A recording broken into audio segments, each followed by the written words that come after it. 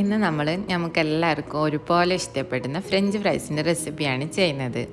നല്ല crispy and crunchy ആയിട്ടുള്ള French fries നമുക്ക് വീട്ടിൽ തന്നെ വളരെ പെട്ടെന്ന് ഉണ്ടാക്കിയെടുക്കാനായിട്ട് സാധിക്കും. അപ്പോൾ അതെങ്ങനെ ഉണ്ടാക്കുന്നത് നോക്കിയാലോ. അതിനായിട്ട് ഞാനിവിടെ 4 പൊട്ടറ്റോ ആണ് എടുത്തിട്ടുള്ളത്. എടുക്കുമ്പോൾ നല്ല നീളമുള്ളത് നോക്കി എടുക്കാനായിട്ട് ശ്രദ്ധിക്കണേ. എന്നിട്ട് ഇതിൻ്റെ തൊലിയെല്ലാം കളഞ്ഞ് നന്നായിട്ടൊന്ന് വാഷ് ചെയ്തെടുക്കാം. എന്നിട്ട് നമുക്കൊരു പെർഫെക്ഷൻ കിട്ടാൻ വേണ്ടിയിട്ട് ഇതിൻ്റെ വശങ്ങളെല്ലാം ഇതുപോലെ ഒന്ന് കട്ട് ചെയ്ത് കൊടുക്കാം. എന്നിട്ട് ഏകദേശം 1 സെൻറ്റിമീറ്റർ തൊട്ട് 1.5 സെൻറ്റിമീറ്റർ അളവിൽ വേണം നമുക്ക് ഇതിനെല്ലാം ഒന്ന് കട്ട് ചെയ്തെടുക്കാനായിട്ട്.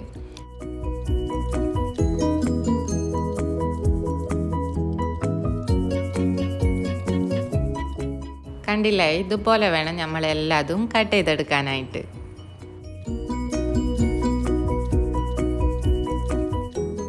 എല്ലാതും കട്ട് ചെയ്ത ശേഷം നമുക്ക് ഇതിനെ നല്ല തണുത്ത വെള്ളത്തിലിട്ടിട്ട് ഒരു 20 മുതൽ 30 മിനിറ്റ് വരെ ഒന്ന് റെസ്റ്റ് ചെയ്യാനായിട്ട് മാറ്റി വെക്കാം. പൊട്ടറ്റോയിൽ നല്ല സ്റ്റാർച്ച് ഉണ്ടാവും, അതെല്ലാം പോകാൻ വേണ്ടിയാണ് ഇങ്ങനെ ചെയ്യുന്നത്.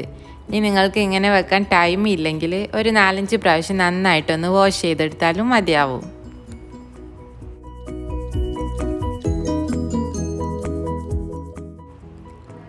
ഇതിപ്പോൾ ഏകദേശം 30 മിനിറ്റ് കഴിഞ്ഞിട്ടുണ്ട്. ഇനി നമുക്ക് ഇതിനെല്ലാം ഒന്ന് ഡ്രെയിൻ ചെയ്തെടുക്കാം. ഒന്നുകിൽ നിങ്ങൾക്ക് ഒരു പാത്രത്തിൽ വെള്ളം തിളപ്പിച്ച് ഡയറക്റ്റ് ആയിട്ട് അതിലിട്ട് കൊടുക്കാം.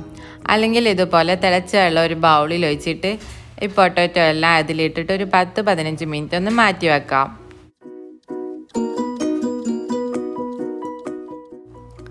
ഇങ്ങനെ ചെയ്യുമ്പോൾ പൊട്ടാറ്റോയുടെ ഉൾഭാഗം പെട്ടെന്ന് തന്നെ കുക്കാവുകയും ഫ്രൈ ചെയ്യുന്ന സമയത്ത് പെട്ടെന്ന് ഫ്രൈ ആവുകയും പുറം ഭാഗം നല്ല ക്രിസ്പി ആയി കിട്ടുകയും ചെയ്യും. ഒരു 10-15 മിനിറ്റ് കഴിഞ്ഞ ശേഷം ഇതിനെല്ലാം ഒരു ടവലിലേക്കോ അല്ലെങ്കിൽ ഒരു ടിഷ്യൂലേക്കോ ഇട്ട് കൊടുത്ത് ഇതിൻ്റെ വെള്ളം എല്ലാം പോകുന്ന രീതിയിൽ നന്നായി ഒന്ന് ഒപ്പിയെടുക്കാം. ഒപ്പിയെടുക്കുമ്പോൾ പ്രത്യേകം ശ്രദ്ധിക്കണം, നമ്മൾ പൊട്ടാറ്റോ എല്ലാം കുക്കായതാണ്, അതുകൊണ്ട് നല്ല കെയർഫുള്ളായിട്ട് വേണം ഒന്ന് ഒപ്പിയെടുക്കാൻ, അല്ലെങ്കിൽ അതെല്ലാം പൊടിഞ്ഞു പോവാൻ ചാൻസ് ഉണ്ട്. വെള്ളം എല്ലാം കളഞ്ഞ ശേഷം ഒരു പാൻ വെച്ച് ചൂടാവുമ്പോൾ ഡീപ്പ് ഫ്രൈ ചെയ്യാൻ ആവശ്യമായ ഓയിൽ ഒഴിച്ചു കൊടുക്കാം. ഇത് നമ്മൾ ഡബിൾ ഫ്രൈ മെത്തേഡിലാണ് ഫ്രൈ ചെയ്തെടുക്കുന്നത്. അപ്പോൾ ഫസ്റ്റ് ഫ്രൈ ചെയ്തെടുക്കാനായിട്ട് എണ്ണ ചൂടായിട്ട് ലോ ഫ്ലെയിമിലിട്ട ശേഷം ഒരു 3-4 മിനിറ്റ് ഒന്ന് ഫ്രൈ ചെയ്തെടുക്കാം. കളറൊന്നും ചേഞ്ച് ആവാൻ വേണ്ടി വെയിറ്റ് ചെയ്യരുത്. മാക്സിമം ഒരു 4 മിനിറ്റ് കഴിയുമ്പോൾ തന്നെ അതെടുത്തിട്ട് ഒരു സ്ട്രെയിനറിലേക്ക് മാറ്റാം. എന്നിട്ട് നന്നായി ചൂടാറി എണ്ണ എല്ലാം പോയ ശേഷം കുറച്ച് കോൺഫ്ലോർ ഇട്ട് നന്നായി ഒന്ന് മിക്സ് ചെയ്ത് കൊടുക്കാം. ഇങ്ങനെ ചെയ്യുമ്പോൾ ഒന്നും കൂടി ക്രിസ്പി ആയി കിട്ടുന്നുണ്ട്. ഇനി നിങ്ങൾക്ക് വേണമെന്നുണ്ടെങ്കിൽ ഈ ഒരു സ്റ്റേജ് സ്കിപ്പ് ചെയ്യാം. ഇതില്ലാണ്ടും നല്ല ക്രിസ്പി ആയിട്ട് തന്നെ നമ്മൾ ഫ്രഞ്ച് ഫ്രൈസ് കിട്ടുന്നുണ്ട്. ഇനി നമുക്കിത് കവർ ചെയ്തിട്ട് മിനിമം 1 മണിക്കൂറെങ്കിലും ഫ്രീസറിലേക്കൊന്ന് മാറ്റി വെക്കാം.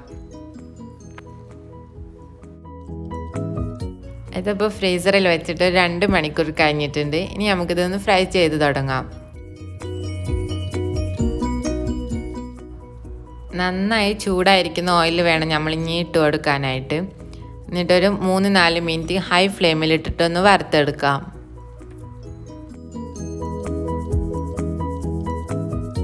നിങ്ങളെ ഫ്ലെയിമിനനുസരിച്ച് ചെറിയ മാറ്റം അങ്ങോട്ടും ഇങ്ങോട്ടും ഒക്കെ ഉണ്ടാവാം കേട്ടോ.